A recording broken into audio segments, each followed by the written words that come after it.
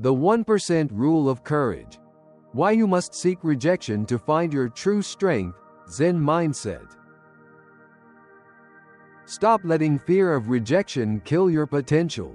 Your confidence is fragile because you avoid no. Learn the 1% rule. The Zen secret to seeking rejection and building an unbreakable self. Watch now.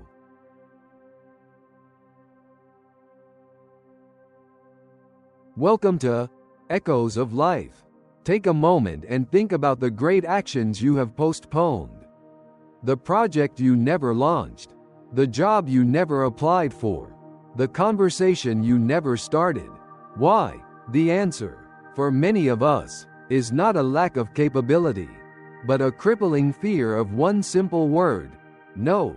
This is the paralysis of fear, the subtle, insidious force that keeps us small, safe, and perpetually regretful. We avoid risk, we avoid vulnerability, and we avoid the possibility of rejection, mistaking that avoidance for peace. But true peace is not found in the absence of risk, it is found in the presence of courage.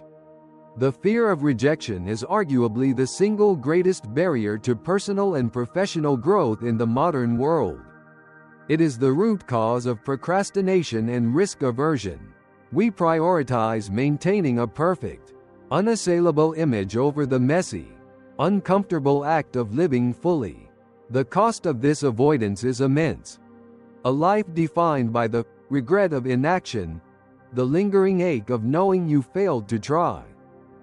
The ancient wisdom of Zen offers a radical reframe of this entire psychological dynamic. It teaches that rejection is not a signal to retreat, but a vital piece of data for your growth. The path to an unbreakable self is not found in avoiding no, but in actively seeking it out.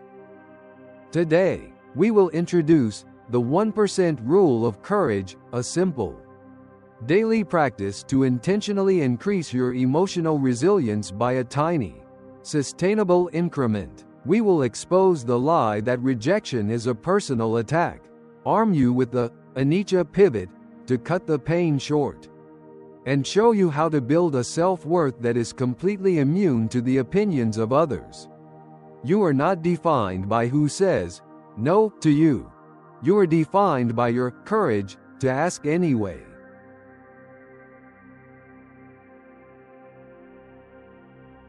Part 2. The Lie of the Personal Attack, the Fragile Ego.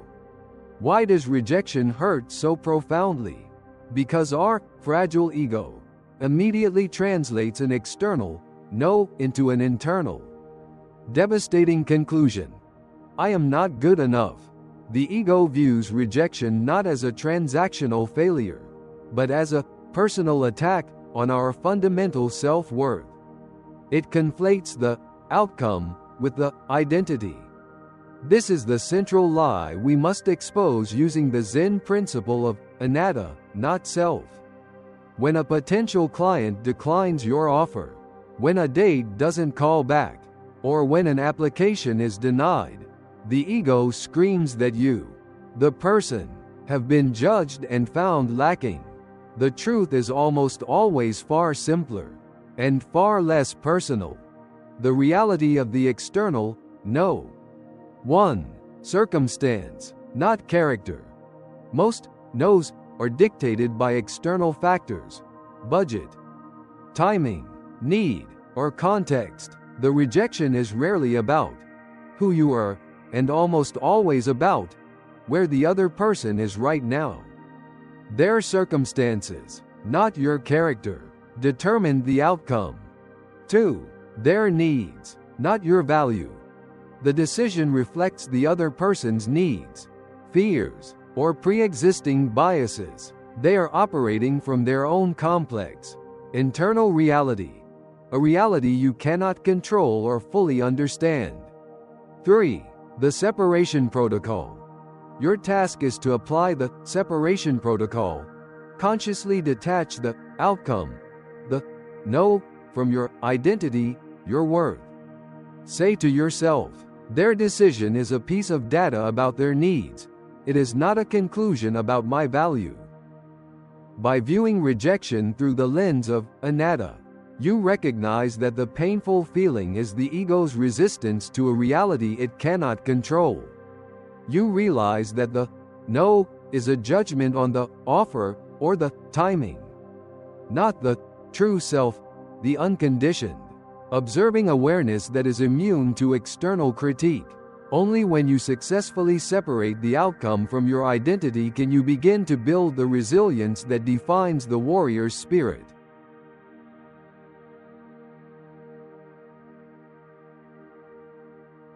Part 3. Zen Secret 1. The Anicca Pivot, Impermanence as Pain Relief. The pain of rejection lingers because our mind clings to the ideal outcome that was lost. And it clings to the painful feeling itself. We resist the feeling, which ironically amplifies its power. The solution lies in the Buddhist truth of anicca, vo thuong, the radical acceptance that everything is constantly changing, including the intensity of your current suffering. The Anicca Pivot Technique. 1. Acknowledge the clinging. Recognize that the pain is being caused not by the initial event, but by your mind's attachment to the desired outcome, acceptance, and its resistance to the current feeling, grief, disappointment. 2. The 2-day rule. Allow yourself to fully feel the pain for a set limited time, perhaps 48 hours. Grieve the loss of the possibility. Cry, vent, and acknowledge the disappointment without trying to fix it. This is honoring the human experience. 3. The pivot to flow. When the time limit is up, consciously activate the Anicca Pivot. Say, this feeling is real, but it is impermanent. This too shall pass. You stop treating the pain as a permanent state and start treating it as weather, a powerful storm passing through. By actively recognizing the impermanence of the feeling, you shorten the duration of the pain. You prevent the painful emotion from taking root and becoming part of your identity. I am a person who is rejected. This is not suppression, it is wisdom.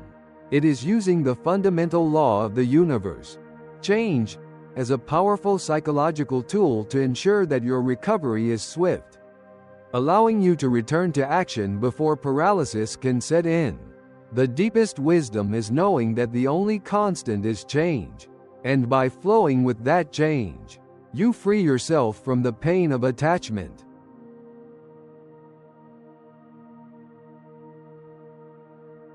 Part 4. Zen Secret 2. The Upekkhā Buffer, the Equanimity Shield. The next step in building an unbreakable self is to equip yourself with the Upekkhā Buffer, the powerful psychological shield of equanimity, bin then. Equanimity, one of the 4 sublime states in Buddhism, is the practice of maintaining mental balance regardless of external circumstances. It means holding both praise and rejection, both success and failure, with an equal, calm regard.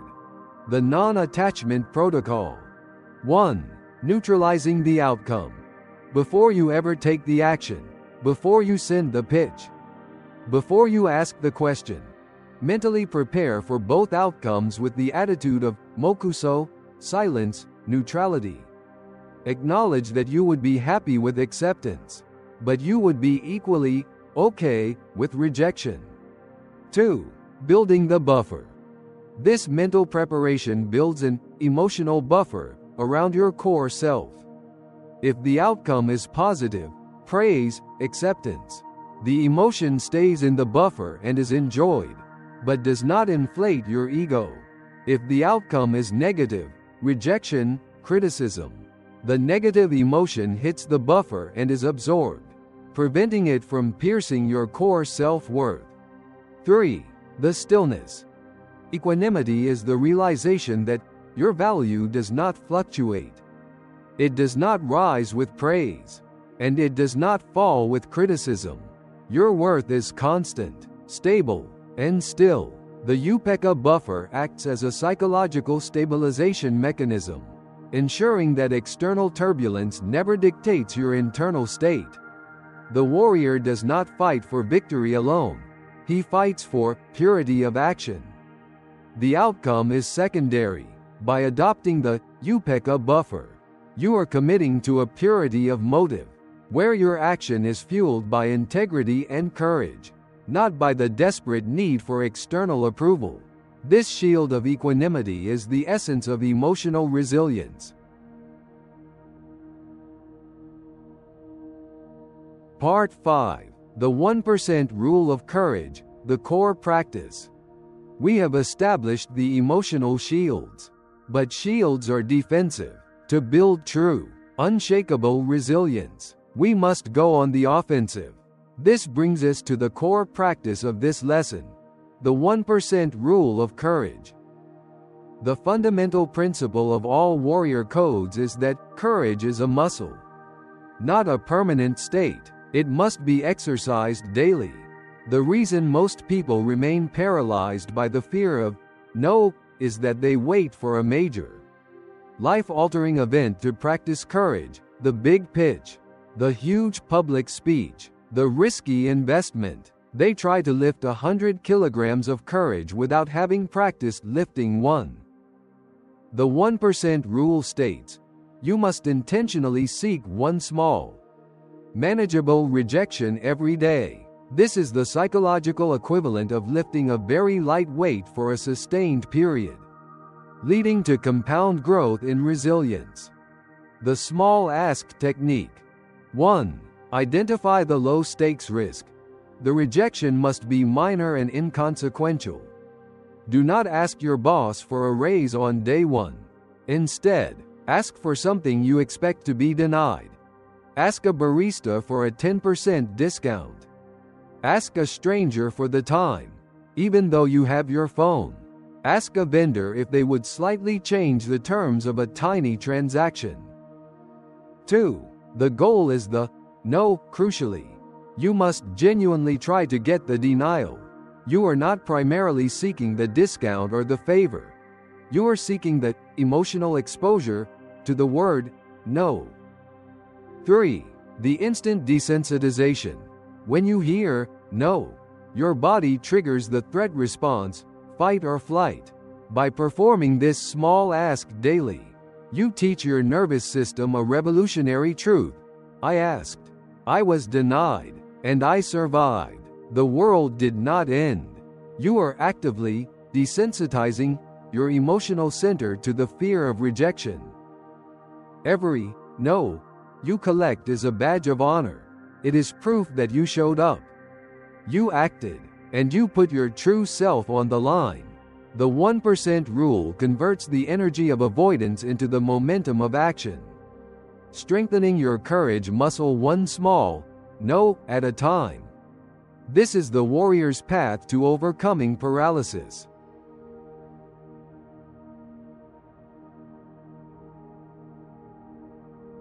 Part 6. Rejection as data, not destiny. Once you start intentionally seeking rejection, you must change how your mind processes the outcome. The ego's final, devastating move is to turn rejection into destiny, to conclude that this failure means I am fundamentally flawed, or this is my fate. The warrior mind, rooted in Zen clarity, processes rejection as data, not destiny. A failed attack in a duel is not the end, it is immediate. Crucial information on positioning, timing, and strategy for the next move. The Zen post-mortem technique, processing the no.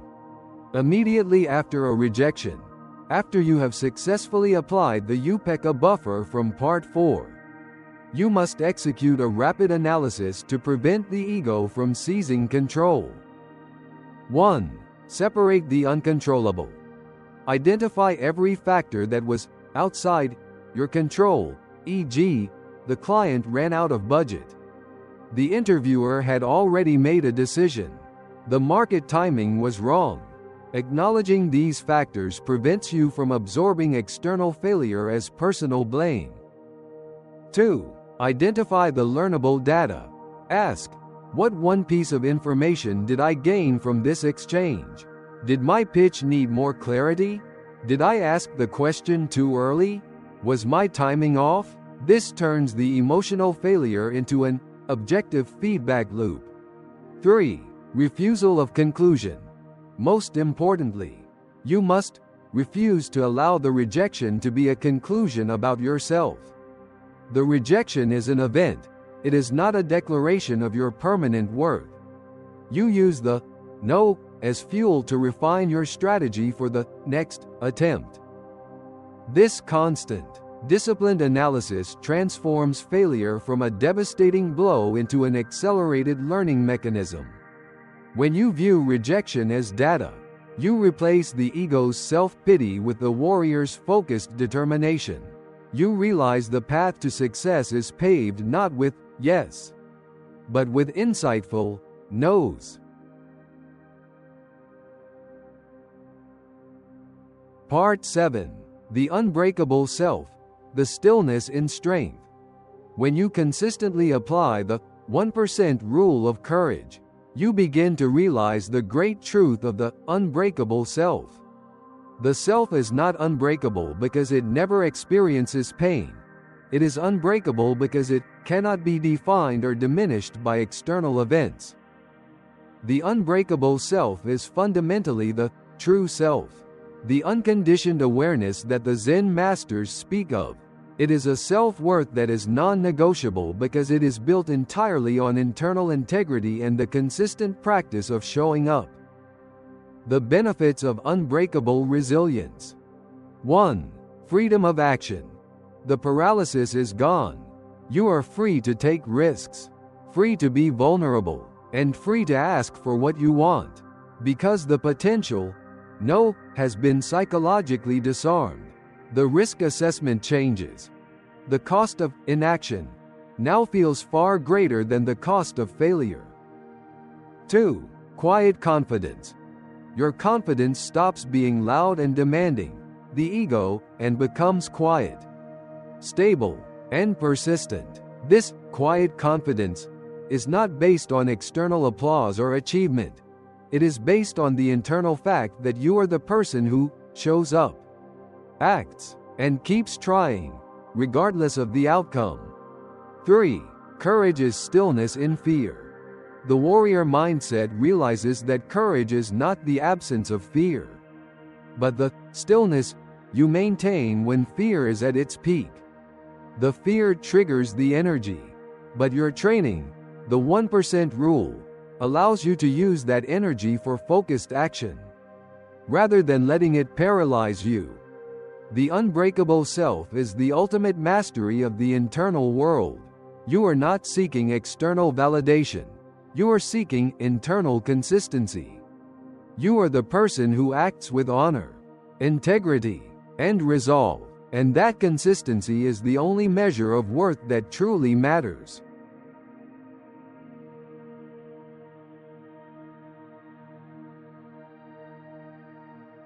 Part 8. Final Echoes.